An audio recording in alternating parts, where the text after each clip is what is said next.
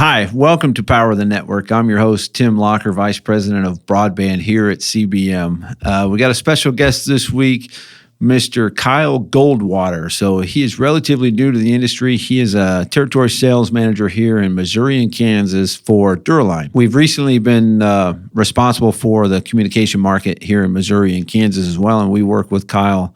He covers all markets, but really we wanted to introduce him to the customers out there in Missouri and Kansas and get to know him a little bit better today. So welcome, Kyle.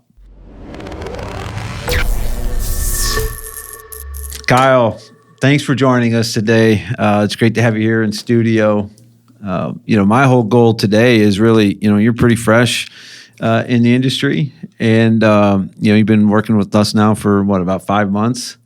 And so, I just kind of want to get your name and face out there and introduce you to the customers here in Missouri and Kansas, and kind of go from there. So, welcome. Yes, sir. Yeah, thank you. Thanks for having me, and I appreciate the opportunity. I was surprised to get the invite, just being how fresh I am. Only 4 or 5 months into the industry, started on the end of June. So I was shocked. I even tried to defer it off to somebody, but we're not going to let you do on that. Me being on here, so I appreciate it. So 5 months in, what's your first impression of the industry? There's a lot of great people, is what I'll say. Just right off the bat is the great people. I've always got to work around great people as well. That's kind of what I have just come from, is working with great people. My past, I've always had to work with great people, and you know that you're in a good spot just when you know it. It's just kind of, you have to take things each day at a time and learn as much as you can. So between the learning and the great people, we have, I'll just talk about some of the things that I've referred to a lot, and that's going to my manager, David Johnson. I think you've had him on the podcast before. Yep. And then Duraline Academy. I think those two have been like my best friends, just kind of being into it. I've learned a lot about the industry on that. Last week, I took a light brigade class, and that was a lot for a pipe salesman. I'll tell you what, that was a Which good class? It was the operations class, Fiber to the X is what that one was titled. Yeah. So I know they have multiple, but like I said, that's probably enough for me for a while. Yeah. No, it's good. It's good to understand. Obviously, you need to understand your product and the duct, but you also need to, that's just a piece of it. So you've got fiber and all the other things that go with it. Well, it definitely just helps when you can just have a conversation about, well, what's going to go into the duct? What's everything else that we're going to need to go along with it? And and a lot of people are understanding with me coming into it, being only 4 or 5 months into it. Maybe there's a lot of young folks in it, and they just understand. So. Well, you'll find that's, you talked about the people, and you see that in our industry. It's pretty small. It's a pretty tight group of folks. People may change jobs or whatever, but they're, still in the industry. They may just wear a different shirt from day to day or whatever. Very true. But, even our customers are very willing to help new people out, whether it's a regional like you, or whether it's one of our own guys, as we hire new people, they're eager to help you learn. And so it's really nice to have that kind of help, when you're entering something new. Yeah. And there's so many resources, and it's just a lot of times you get lost in navigating your way through all your resources you have too. So just trying to stay organized and say, okay, I can go back on this. And sometimes you just have to take a step back and realize the big picture of it. And it's okay to slow down and smell the roses every once in a while. Yeah, for sure. And I can tell with you, your drive to know and learn it's a lot for you right now, isn't it? It is. I hold myself to a very high standard, right? I think we all do. Yeah. A lot of us don't like to say that we do, but we all do. And I want to learn the industry, want to get to know the people, try to get as much hands-on as I can be. I know that might be annoying for some people at times, right? But I just like to be involved, and just really, it's not trying to be that annoying salesman. It's just kind of, how can I help? And that know that I'm going to be here for you when you do need help. And that's ultimately the right attitude. Yeah. How can I help? Mm-hmm. sometimes you need to know how you can help and show that to them. But that's the right attitude. It's not about selling duct. Right. It's about providing somebody the right solution for what they're trying to do. Absolutely. Yeah, I'm not in it to try to sell them the wrong product and bump my numbers up or anything like that. You know, I want to get on the phone with you or my manager and make sure, hey, I've got this idea for these guys. Is this what I should be going towards? You know, is 1814 going to be right for this or something? So let's make sure that we get you the right product and make sure we get you taken care of. Yeah. So talk a little bit about, so you're a Kansas boy. I'm a Kansas boy through and through. Yeah. I know the Missouri listeners aren't going to like that, but I do. Yeah, but Kansas, it's all Missouri. good. I think, I think it's great because you're a great fit, part of the community. And I think that's important in this industry too, that you're local, you're right there, you know what's going on. So that's important. Yes, sir. Yep. Kansas through and through. Grew up on 190 acres outside of Wilson, Kansas, real small town. Yep. 17 kids in my graduating class. And I don't think I was even the top third in that. And I think we had like 4 or 5 kids with straight A's throughout the entire school. So we were all tight in that class. You know, you just grow up and everybody knows you. And it's maybe kind of like what this industry is. It's a small town feel. Yeah, absolutely. Sometimes when you get home, your mom already knows what you did that day. Yeah. Before you walk in the door. That's a great way to put it. Really, that's a really good analogy. Yeah. Small town feel. Mm-hmm. It really is. Heck, even just the match show. You know, it's like I've only been on for 5 months, and I know a heck of a lot of the people here. So it's pretty sweet.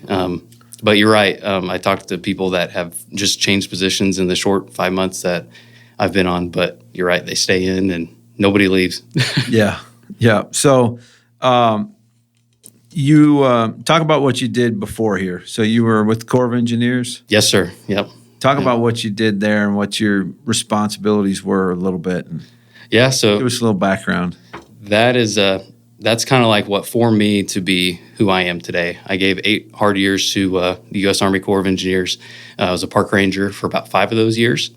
And then I had taken a promotional position in downtown Kansas City at the Richard Boylan Federal Building as a natural resource management specialist. I was overseeing the recreation budget that went to all of the 18 lakes within the Kansas City district. So the title was Natural Resource Management Specialist and also a Recreation Business Line Manager. Kind of depended on what day it was, on what title you were doing. Maybe it depended by the hour of what you were doing. And then this year, between the months of March and April, I'd done a 2-month deployment down to Southern California to the Palisades area with a wildfire cleanup. Yep. And that was just kind of an eye-opener to me of I'm kind of getting far away from things that I love to do, and that's to be boots on the ground, talking to people, getting stuff done. And I was like, I'm going to go try something different. And then reached out to Duraline. They coincidentally had a position open in Kansas, Missouri still, and luckily David was enough to like me.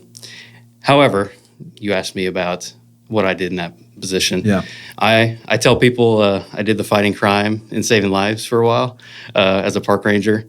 And I can't go without saying Mr. Green Jeans. Mr. Green Jeans. I've been called a lot worse than that, so I'll take that. So, and nothing meant by this, but like when I think of that type of person, that type of personality, I would say usually very straight, very black and white, right versus by wrong, the book, right. By the book. Yeah. Is that you? Sometimes, people would always make the joke that I write a ticket to my own mom, but I never did go that far. Would you? No, I'd probably let her off the hook. So if she does listen to this, Mom, you would be off. So. Yeah. But those aren't necessarily bad qualities. Right. I think what it does say is honesty and integrity are extremely important to you. Oh, absolutely. Like I said, that was the motto, I guess, for U.S. Army Corps. I felt like I was in a government position, and I put on a uniform every day, and I held myself to a high standard. It's like whenever I get dressed in the morning, I'm going to represent Duraline in the same way. Whatever I do, I'm going to put 110% into it. But I loved working for that, the U.S. Army Corps. I had so many great people mold me into who I am today. I've always said, who you hear the saying of you are like who you hang out with the most. Maybe like your mom said that growing up. If you hang out with them, you're going to turn out just like those guys. Yeah. But I always kind of look at it as you are the 5 people that you look up to the most. And if you kind of pick out what you like best out of those people and you strive to, okay, this person does this really, really well, you can take that little piece and put that into yourself and strive to be like that and do that for the next 4. I had recently went through a leadership development program through the U.S. Army Corps, which was I was in it for about a year and a half. And it was like I never did do a master level college class, but it was like, I feel like it was probably close to that. How much time and effort. I had just had our middle child. So we had 2 kids at home. So I was writing papers and reading books. I know it was hard on my wife. Shout out to my wife. She holds down the fort whenever I'm gone. But it was just a really good eye opener, and it was a great opportunity to make me a better leader. You kind of got to take the step back and realize the person that you are kind of from above, I would say. Yeah. And just, all right, who do I want to be, and how can I make myself a better leader? Where I was going with that is I had a mentor, Major Brownhill. I remember him saying this to me. I picked him as a mentor throughout the year. He told me in our speed dating that we had for when you could pick your mentor that you have to make time for being a husband and a father, and then there's this big gap with work. And I'm like, if I got a major in the Army telling me that he can do that, I can do that too. Like you have to make time for being a husband and a father, and then there's this big gap. Work comes next. So keep it in that order, and things will just fall into play. Yeah. Have you been able to do that so far? I feel like I have a really good balance. I prioritize my family. That is my number one. So I've got 3 kids at home, and like I mentioned, my wife. So they're always first, and then Duraline, right? So yeah. But you also have to take time for yourself as well. Yeah. It becomes a challenge. I mean, let's face it, covering a territory and being on the road, there's a lot of nights in a hotel where, your wife may think it's just a party every day because you're out entertaining customers. Right. But it's not a party every day, and you'd much rather be home. So it is a sacrifice. Absolutely. Yeah. Like prime example was last night, Tim. It was like 10 o'clock by the time I got back to the hotel. And I mean, we were with people. We were talking about work and discussing work. If it wasn't for this awesome group that we work with, I wouldn't be in that situation of being out till 10 o'clock or staying in hotels and hotel rooms, but it is great. Take advantage of it. Like I'm a Hilton Plus member, or a Hilton Diamond member. So it adds up, and we can take advantage of it as a family too. Sure. Yeah. Yeah. It's, people do say it's like, how do you do that with a family? But like I had mentioned, I was gone for 2 months consistently, and that was kind of an eye opener of I could be gone for 2 or 3, maybe 4 nights out of the week or something like that. And my wife would be perfectly fine, and she was open to it and very, very supportive of me trying something new. And she kind of had dipped your toe in the water a little bit and realized that maybe you could manage the balance. Yeah, absolutely. And it's awesome. It's a family industry too. Like I'm trying to plan something to go down to Mountain Grove and take my kids to the plant, go show them how duck's made. My 6-year-old would find that so cool right now. So I want to make that happen. Yeah. Oh, that's great. I'm glad you're able to find that balance. I still, all these years into it, still struggle. Yeah. Today's my daughter's 14th birthday, so happy birthday. But you do unfortunately have to miss some things, from time to time, and you do. It's a challenge. Absolutely, man. So one thing I didn't touch on is when I was a park ranger for 5 years, I worked weekends. I was working holidays, and I was going in 2 hours early to go do vessel checks on people, making sure that they're safe going out before 4th of July weekend on their boats. It was more of I'm here to make sure you guys are safe. Yeah. And maybe that does carry over into this new position of I'm here to make sure that you guys are supported, and I'm going to stand behind you the whole way. So just kind of making that transition over. What kind of similarities do you think there are in the roles, or is there something that that you learned through the Corps that really helps you now in this role? Yeah, just be a human being. Like even when you do put on the uniform every day, it's like you are still a person. I like to have fun on my days off too. But there's just some rules that go along with that. And we made the joke about writing a ticket to my own mom. I was more times lenient. I feel like with a lot of situations where I could be writing you a ticket here, but hey, if you do me a favor and just run to the boat ramp and go get you a life jacket, then we'll forget that this ever happened. Yeah. Or go get you a Type 4 throwable. You have to have that on board. But so how that maybe transitions over is just being a good down-to-earth person and realizing people do make mistakes, and we're all people. Yeah, I'm sure as much as you hate to admit it, right? You still make a mistake. I'll be the first to admit it. I make bunches of mistakes. So just being a good person. Yeah, that's good. That's a good way to look at it. Did you ever wonder what's the role of a manufacturer's rep? Reps are independent firms that sell products for multiple factories. We're really an extension of the sales teams, of these factories. It's a cost-effective way to increase sales representation in an area for a factory, because we're just a commission-based salesman, so they don't have to have a direct employee in every state that we cover. We offer local expertise. We have great relationships in the markets that we in, and reps really drive that value for manufacturers. At CBM, we support 3 specific industries.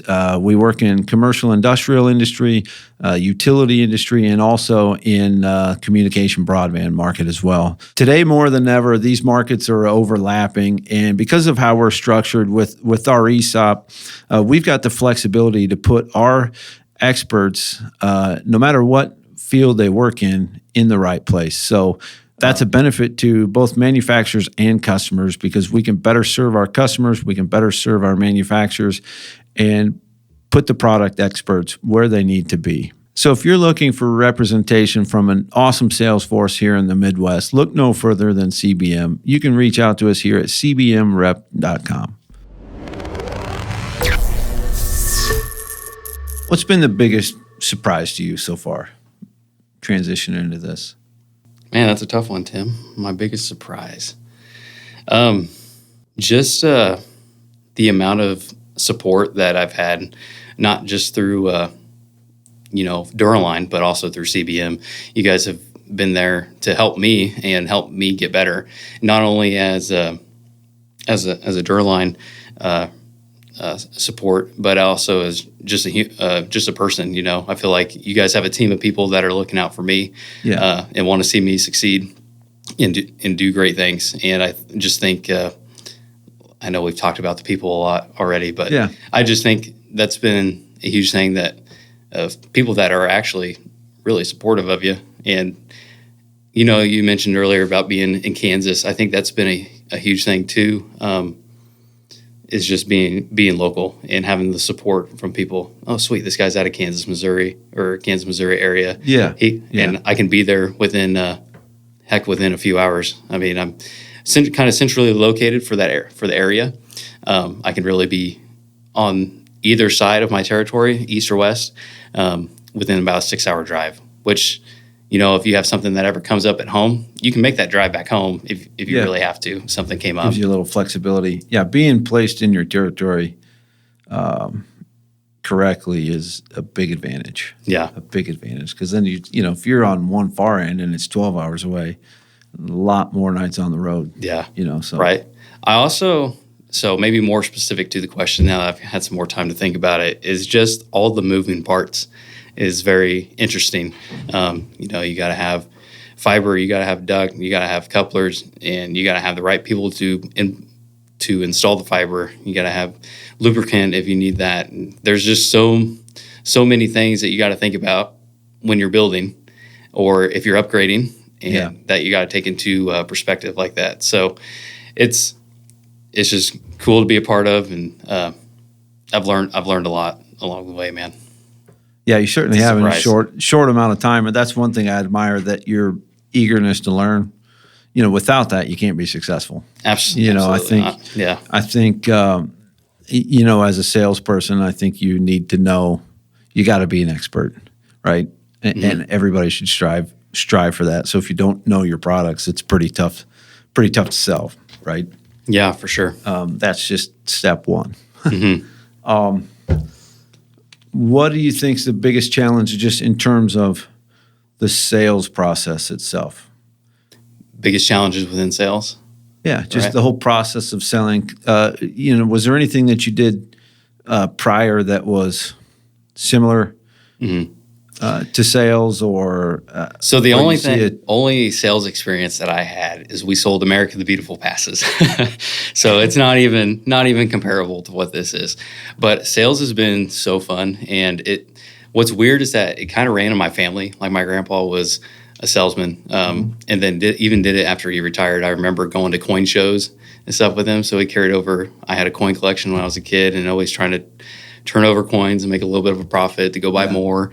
And my dad's always been a ball card collector and buying ball cards and buying them and selling them. So I don't want to say it like it ran in my blood or anything, but it definitely feels a lot more natural than what I ever thought it would. Yeah. So it's been so cool being a salesman. I could never go be like a used car salesman, or I feel like, or something like that. But and the poor, the used car salesman, I feel bad for them because they get that, that term's thrown around and the stereotype of that. Yeah. But when you think of that, explain to me what you mean by that. What I mean by that is I'm not going to be hitting you up by email and calling you and saying I got the best deal on this. But I'm going to be there to support you. And I don't feel like as soon as you drive that car off the lot, you might be forgotten about, or you're just kind of that next person you're just a number. And maybe that's the difference that I'm going to have, is be with you the whole step of the way. So it's a good way to put it. It's not about the sale. It's not about the number. It's about the value that you can bring. And it's the long-term relationship. Yeah, the long-term relationship. Maybe that's been a huge surprise to me too, is, we talked about the work ethic or my ability to learn. That's what you had said, or just being eager to learn. And those long-term relationships is something out of my control right now, since I've only been in 5 months. And you're exactly right. It takes time. And that's just something I have a hard time wrapping my head around, but it just takes time. You have to give yourself a little grace and Yep. The thing the advantage that I have is I've been in the industry a long time, and consistency, I think, is really important. Yeah, I can see that. There are folks that maybe move around from company to company every few years or whatever, and they'll have a different reputation, than someone that's stuck it out for 10, 15, 20 years at a place. So, and for whatever, there's personal reasons why somebody may need to change careers or whatever, but that consistency really pays off in the long run. And somebody doesn't know you. Do you answer every phone call that comes in that doesn't have a name to it? Right now I do, right? But, that'll slow down over time, right? I don't know who this is. Could be a robocall or whatever. Right. So that's just human behavior that takes time to develop. We tell our people it's really 2 to 3 years to really lean into your territory, and it's probably closer to 3 most often. Yeah, and other than time, that's not something that you can control. But I feel like things that you can control, that's where you need to capitalize on and try to do a good job in. So yeah, that time factor is, one of my interview questions I remember was, how long are you going to stay, or are you going to stick around a while? And I know that's needed for this territory. So, yeah, you're going to have me for a while, Tim. Sorry to tell you that. No, that's good. And like you said, we do want you to succeed. If you succeed, we succeed. It's a partnership and we do it together. Right. So no, we're vested in helping you along the way too. So Right. Yep. So wife and 3 kids? Wife and 3 kids. Ages? I have a 6-year-old boy. We just got done with soccer this year. We are going to flag football playoffs. So, okay, not to brag or anything, I helped coach that. We're going to playoffs first year, right? So, yeah. Anyway, also have a 2-year-old that's at least going on 5. He's got to do everything older brother's doing, all over the place. Hate to say it, just if you say middle child, he's definitely the middle child. So it's so fun watching them though together. Those 2 wrestling. My living room is like a wrestling room. It's also a football field. Yeah. Sometimes we gather there as a family and just chill and read books or something like that. But that doesn't happen very often. Maybe in the morning when the kids are there, and then or when the kids are first waking up. And then I've also got a almost 9-month-old little girl tomorrow. So, nice. Yeah. So she's already got me wrapped around her finger. Doesn't take long. No, man. Even my wife has mentioned to me that I favor her on some things. Like Callan, my 2-year-old, was stacking up some books the other day, and she has just started crawling, and she thought it'd be pretty cool to go knock over those books that he had stacked over on the floor. I'm like, man, you put them there, right? What do you expect? She's moving. But so there's Dad already taking her side. So. Oh yeah, and I firmly believe it's okay to have a favorite, and it's usually the little girl. Yeah, is it? Okay. Yep. Good to know. I try not to play favorites, right? Like we mentioned, black and white, but I think you just naturally do, right? It's just something you can't control. Yeah. Hobbies? What do you do for fun? I love to be involved with my kids' sports now. I used to love to hunt and fish. I was a huge duck hunter, goose hunter for a while. I did grow up turkey and deer hunting as well. Mentioned to you, I grew up on 190 acres, so had about as much hunting and as much as I wanted, really. Yeah. And then grew up going to the Cheyenne Bottoms with my grandpa when I was a kid. And I don't know, I like to tell people I started duck hunting before it was cool. There was not very many people out at the Cheyenne Bottoms. I think we could go out there and have the whole dang place to ourselves, and we'd just be trying to shoot at the geese and make them fly higher. But now it just seems like maybe it's the product and piles that people are after, and I never grew up doing that, Yeah. It's just if you shoot it, you eat it too. So it was different. I look at that, my son is just loves waterfowl hunting, and he's so good at it. That's awesome. Me and my buddies were never good at it.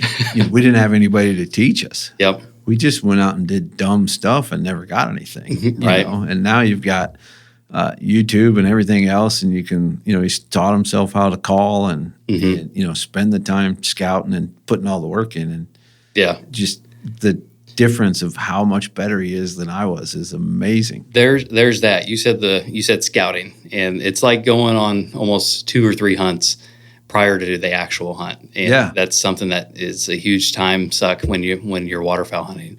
Waterfowl hunting, if you want to be successful, I mean, you got to put in that work, and then you can go execute and have a good hunt, right? So how does that translate into sales? I think, I thought maybe that was covered. You got to do the scouting, right? You got to do the scouting. You got to do your homework, and I hope you be successful really in the long run, right? Yeah.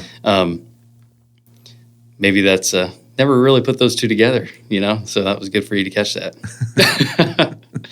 There's also so much work that goes into waterfowl hunting. I'm sure you're like, I always said I hated moving because, like, when I was with the U.S. Army Corps, I had moved several times to move up the ranks. Sure. And I had to do it, but maybe I love to do it because whenever you go duck hunting, it feels like moving because how much stuff you need.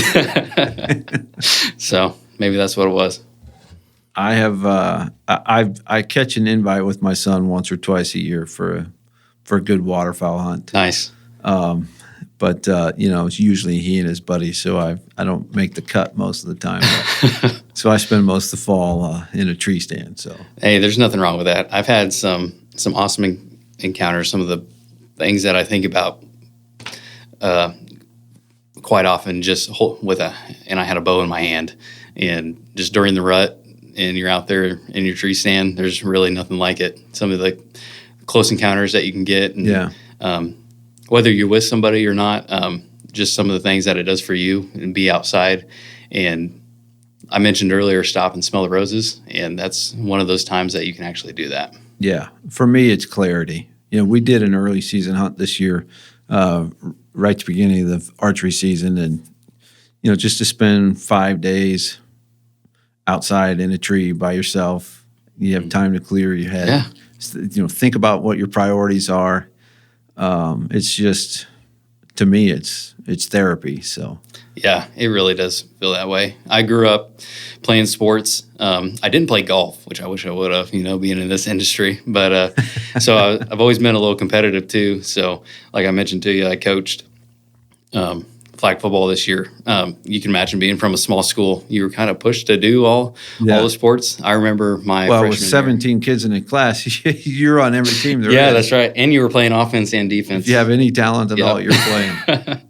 Yep. So when you say you started when you were a freshman, when you only have 17 kids in your class, it doesn't mean that much anymore. Yeah. You say that. So, but it makes you know a lot, and that ability to learn maybe carries over from that. Just maybe I haven't known any better, Tim. It's just you always have to be able to have your head on a swivel and do a 180 when you need to. Well, you mentioned being competitive, Mm-hmm. and I know this about myself. I'm extremely competitive, but I think that's critical for the role that you're in. Oh yeah, I mean, you have to want to win, and I think that's number one. Yes. And there's also things that go along with that as well. Don't just take your losses as a loss. Learn from it. And how am I going to do this next time? Because there will be another opportunity, right? So you don't want to make the same mistake twice or even 3 times.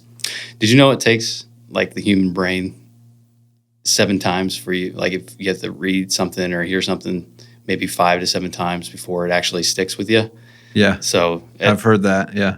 I don't know. It just it blows my mind, and you have to remind people of that, and they're not going to remember it the very first time that you tell them that. Maybe they have to hear it from somebody else or read it or have it displayed up on a screen for them or something. But and so many things that I look at that from a leadership perspective, and it's like for that 7th one to stick, like, you've got to have the attention. Yeah. So, how do you get people's attention sooner so that, you have to repeat all the time, what's important and pass along the right messaging. But getting that attention, at some point, something changed to where that stuck. Right. And I think a lot of times we just go through without thinking about it, or you're talking and I'm daydreaming about this or whatever. Yeah, right. Sitting in that tree stand right here. Yeah. So how do you figuring out how to make that stick, get someone to pay attention is a whole nother. Well, sometimes it matters on who it's coming from too. And we talked about already how long you've been in the industry. Maybe people might bring up that wall whenever I'm talking, if I'm talking fiber or something, but then you start talking about it and it's like, okay, Tim's talking about it. He knows what he's talking about. Right. So you have to be able to take in everybody's perspective. Yeah. So everybody's got a little bit different way of looking at things. So, comparing what you do now to what you did for the Corps of Engineers, totally different roles. But also similar in the aspect of working with government money and government funding. Mm-hmm. Do you see any similarities between the two roles from that aspect? maybe on just how money is supposed to be spent. One thing you have to do when you were working with a tight budget, especially with U.S. Army Corps, not only U.S. Army Corps of Engineers, but just recreation side of things, that budget never really grew to keep up with inflation. And, maybe that has a little bit of similarity to this. Cost of things are going up all the time. But is that money that everybody has, is that increasing too? You have to try to stay consistent and be able to provide a good service, quality product. So would you say that gives you a better understanding of like what our customers are dealing with from their budget side of things? Yeah, I like to think so. I think that helps me I know what it's like to work with a tight budget and stay on budget and stay on schedule and hit deadlines, and input things into a data spreadsheet and it feels like you've got a never ending time frame of work that you have to get done. Yeah. And I've seen that side of the house of things. So maybe being behind a computer, I spent too much time on, but I know what it's like from maybe that operations standpoint, because I was on the ops side of things when I did that.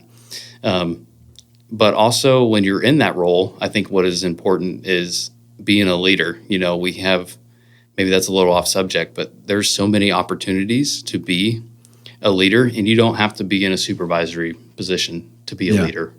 You really don't. I wasn't a supervisor, and I'd taken that leadership development course, but knowing as a leader what's going to be best for your people, and then what's best for your company as well. And that's, I don't look at it just as a Duraline side of things, but if I was running whatever company we're talking with, how would I do it too?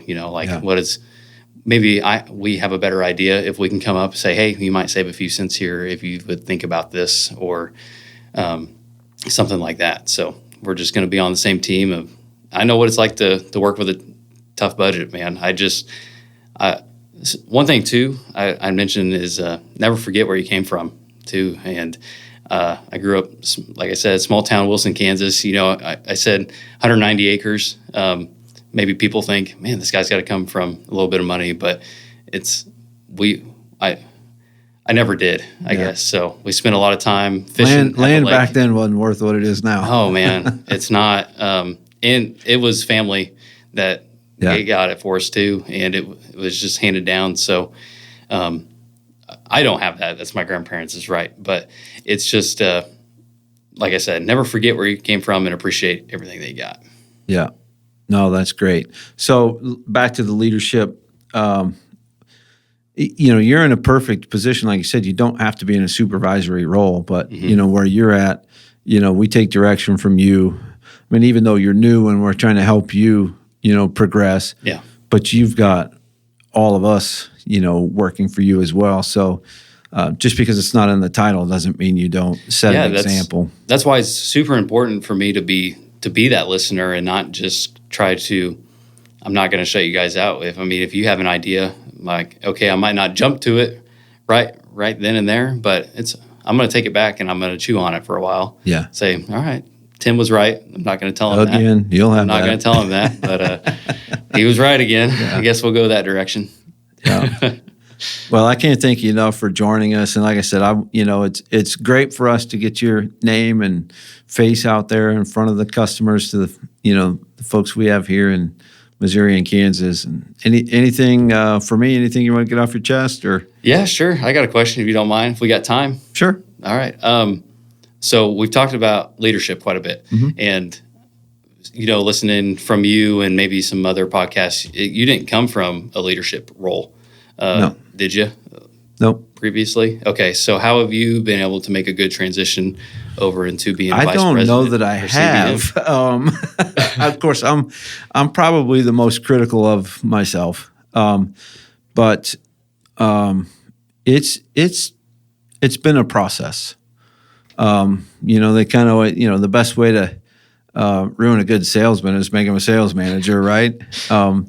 But I think it's taken me some time. I have to think about things differently now For me, the hard part was giving up and not doing the things I'm normally would be doing and letting, our folks do it. Mm-hmm. That's been probably my biggest struggle.